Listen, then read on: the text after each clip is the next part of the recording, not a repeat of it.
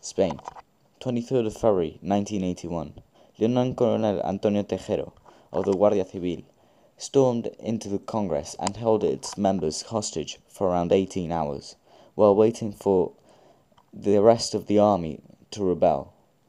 What were the causes and the consequences of such rebellion? At the time, 1981, Spain had just come out of Franco's dictatorship.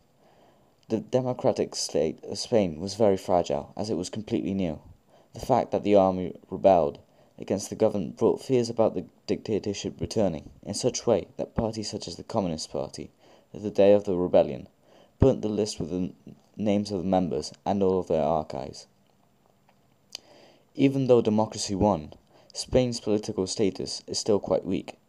The two extreme parties still exist, and no parties seem to reach any agreement between themselves.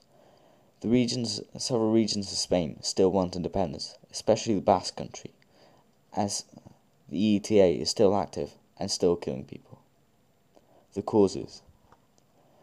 The PCE, the Communist Party, was probably the most important cause of the 23rd of February rebellion. The Communist Party was legalized, something that the army could not understand, as we must remember that Spain had just come out of the dictatorship. Therefore, all the highest ranks in the military were extreme right-wing. For them, this legalization was inconceivable. However, not only the fact that the party was legalized, but that the government had first reassured the army they wouldn't legalize it, and then legalized it without warning, left the army feeling as if the government didn't count on them. This legalization also provoked unease in the army, described as the sound of blades. The ETA. Something else which worried the army was the terrorists. Every week, some army officer died at the hands of the ETA, a terrorist organization which seeks Basque independence. The army was under direct control of King Juan Carlos. However, they decided that if the unity of Spain was put under any danger, the army would ignore any orders given by the king if they felt it necessary to restore order. One example of one of their murders is the murder of Lieutenant Colonel Ramon Romero Rotaete. UCD. The government was in a weak moment. The president had lost support of his own party, and there was even a vote to remove him from his position. This vote, however, failed to do so, but he resigned anyway due to the pressure. Without president, the government was to elect its new leader the 23rd of February.